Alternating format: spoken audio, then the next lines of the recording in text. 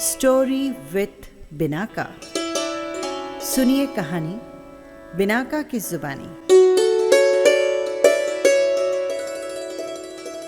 तो लीजिए, हाजिर है यम मुनि की कथा।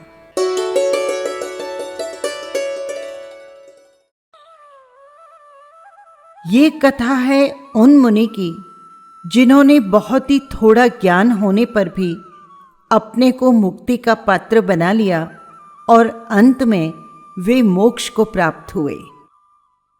उड्र देश में धर्म नाम का एक प्रसिद्ध और सुंदर शहर है। उसके राजा थे यम। वे बुद्धिमान और शास्त्रज्ञ थे। उनकी रानी का नाम था धनवती। धनवती से उन्हें एक पुत्र और एक पुत्री हुई, जिनके नाम थे गंधर्व और कुणिका। कुणिका बहुत सुंदर थी। धनवती के अतिरिक्त राजा की और भी कई रानियां थीं, जिनसे उन्हें 500 पुत्रों की प्राप्ति हुई। ये 500 ही भाई धर्मात्मा थे और संसार से सदा उदासीन रहा करते। राजमंत्री का नाम था दीर्घ। वो बहुत ही बुद्धिमान और राजनीति का अच्छा जानकार था। राजा इन सब साधनों से बहुत सुखी थे और राज्य भी बड़ी शांति से किया करते। एक दिन एक राज ज्योतिषी ने कुणिका के लक्षण वगैरह देखकर राजा से कहा, महाराज, राजकुमारी बड़ी भाग्यवती है। जो इसका पति होगा वो सारी पृथ्वी का स्वामी होगा। ये सुनकर राजा बहुत खुश हुए और उस दिन से वे उसकी बड़ी सावधानी से रक्षा करने लगे। उन्होंने उसके लिए एक बहुत सुंदर और भव्य तलग्रह बनवा दिया। वो इसलिए कि उसे और कोई छोटा मोटा बलवान राजा न देख पाए। एक दिन उसकी राजधानी में 500 मुनियों का संघ आया। संघ के आचार्य थे महामुनि सुधर्माचार्य। संसार का हित करना उनका एकमात्र लक्ष्य था।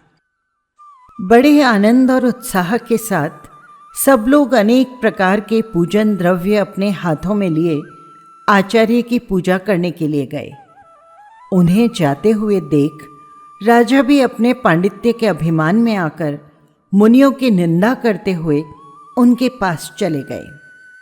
मुनि निंदा और ज्ञान का अभिमान करने से उसी समय उसके कोई ऐसे कर्म का तीव्र उदय हुआ कि उनकी सारी की सारी बुद्धि नष्ट हो गई। वे महामूर्ख बन गए। इसीलिए जो उत्तम पुरुष हैं और ज्ञानी बनना चाहते हैं, उन्हें उचित है कि वे कभी ज्ञान का गर्व न करें। और ज्ञानहीन का ही क्यों, किंतु कुल, जाति, बल, रिद्धि, ऐश्वर्य, शरीर, तप, पूजा, प्रतिष्ठा आदि किसी का भी गर्व अभिमान न करें।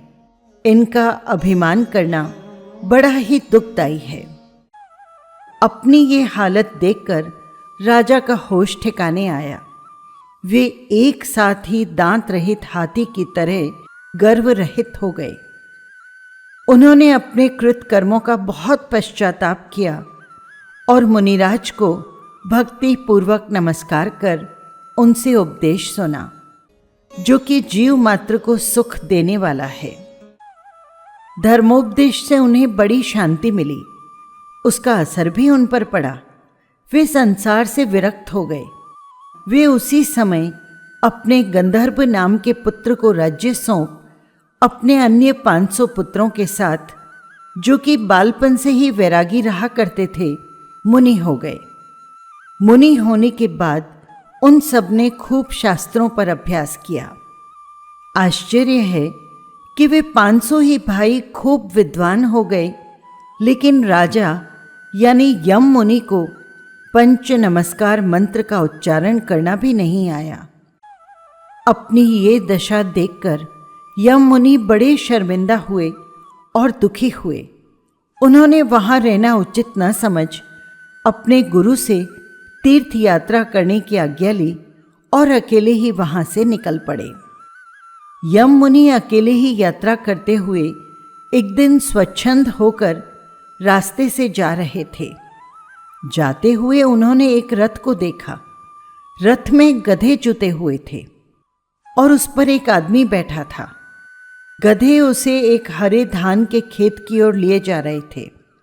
रास्ते में मुनि को जाता हुआ देखकर रथ पर बैठे मनुष्य ने उन्हें पकड़ लिया और लगा उन्हें कष्ट पहुंचाने।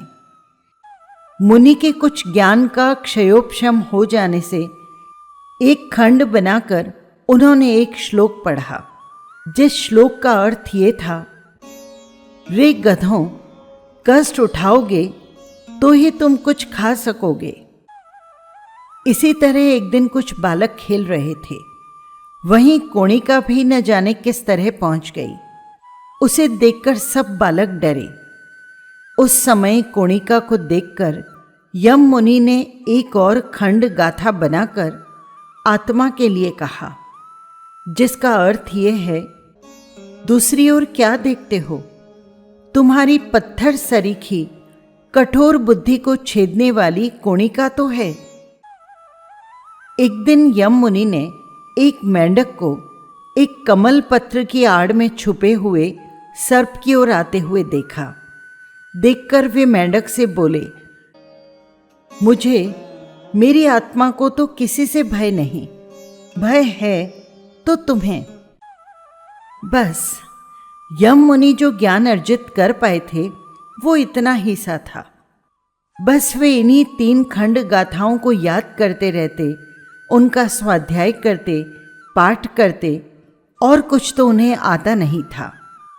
इसी तरह पवित्रात्मा और धर्मानुयायी यम मुनि ने अनेक तीर्थ यात्राएं की। यात्रा करते करते एक बार वे धर्मपुर की ओर आ निकले। वे शहर के बाहर एक बगीचे में कायोत्सर्ग ध्यान में लगे थे। उनके वापस लौट आने की बात उनके पुत्र गंधर्व और राजमंत्री दीर्घ को पता चली। उन्होंने समझा कि ये हमारे राज्य को वापस लेने आए हैं। सो वे दोनों मुनि को मारने का विचार कर आधी रात के समय वन में गए और तलवार खींचकर उनके पीछे खड़े हो गए। तब आचार्य ने कहा, ऐसे राज्य को, ऐसी मूर्खता को और ऐसे डरपोकपने को धिक्कार है, जिससे एक निष्प्रह और संसार त्यागी मुनि के द्वारा राज्य के छिन जाने का भय उन्हें हुआ। गंधर्व और दीर्घ मुनि की हत्या करने को आए थे, पर उनकी हिम्मत उन्हें मारने की नहीं पड़ी। वे बार बार अपनी तलवार को म्यान में रखते और बार बार म्यान से बाहर निकालते। उसी समय यम मुनि ने अपनी स्वाध्याय की पहली गाथा पढ़ी, जो कि पहले आपको बताई जा चुकी है। रे गधों, कष्ट उठाओगे तो ही तुम कुछ खा सकोगे। उसे सुनकर गंधर्व ने अपने मंत्री से कहा, मुझे लगता है कि मुनि ने हम दोनों को देख लिया है।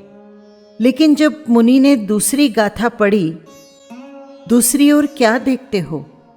तुम्हारी पत्थर सरीखी कठोर बुद्धि को छेदने वाली कोणिका तो है। तो उन्होंने कहा, नहीं नहीं, मुनि राज्य लेने को नहीं आए हैं। मैंने जो वैसा समझा, लगता है वो मेरा भ्रम था। मेरी बहन कोणिका के प्रेम में वश वे शायद उसे कुछ कहने के लिए यहां आए लगते हैं। इसके बाद जब मुनि ने तीसरी गाथा पढ़ी, मुझे, मेरी आत्मा को तो किसी से भय नहीं, भय है तो तुम्हें।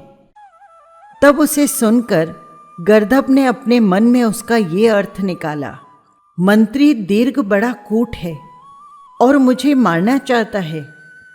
यही बात पिताजी प्रेम के वश होकर तुझे कहकर सावधान करने यहाँ आए हैं। परंतु थोड़ी देर बाद ही उसका ये संदेह भी दूर हो गया। उन्होंने अपनी हृदय की सब दुष्टता छोड़ बड़ी भक्ति के साथ पवित्र चारित्र के धारक मुनिराज यम को प्रणाम किया और उनसे धर्म का उपदेश सुना, जो कि स्वर्ग मोक्ष का देने वाला है। उपदेश सुनकर वे दोनों बहुत प्रसन्न हुए इसके बाद वे श्रावक धर्म ग्रहण कर अपने स्थान पर लौट गए। इधर यम मुनि भी अपने चारित्र को दिन दूना निर्मल करने लगे। परिणाम को वैराग्य की ओर खूब लगाने लगे। उनके प्रभाव से थोड़े ही दिनों में उन्हें 7 रिद्धियां प्राप्त हो गई। आहा, नाम मात्र ज्ञान द्वारा भी यम मुनि बड़े ज्ञानी हो गए। उन्होंने अपनी उन्नति को अंतिम सीढ़ी पर पहुंचा दिया। इसीलिए भव्य पुरुषों को संसार का हित करने वाले जिन भगवान के द्वारा उपदिष्ट सम्यक ज्ञान की सदा आराधना करनी चाहिए। देखिए ना, यम मुनिराज को बहुत थोड़ा ज्ञान था, पर उसकी उन्होंने बड़ी भक्ति और श्रद्धा से आराधना की। उनके प्रभाव से वे संसार में प्रसिद्ध हुए, मुनियों में प्रधान और मान्य हुए और 7 रिद्धियां उन्हें प्राप्त हो गई। इसीलिए सज्जन धर्मात्मा पुरुषों के लिए ये उचित है कि वे त्रैलोक्य पूज्य जिन भगवान द्वारा उपदिष्ट सब सुखों को देने वाले और मोक्ष प्राप्ति का कारण अत्यंत पवित्र सम्यक ज्ञान प्राप्त करने का प्रयत्न करें। बस यही थी कहानी। आपको कैसी लगी कमेंट बॉक्स में ज़रूर लिखिएगा। और हाँ, यदि आपने चैनल को सब्सक्राइब नहीं किया है तो कर लीजिएगा, जिससे हर कहानी सीधे पहुंच सके आप तक। फिर मिलेंगे किसी नई कहानी के साथ। जय जिनेंद्र।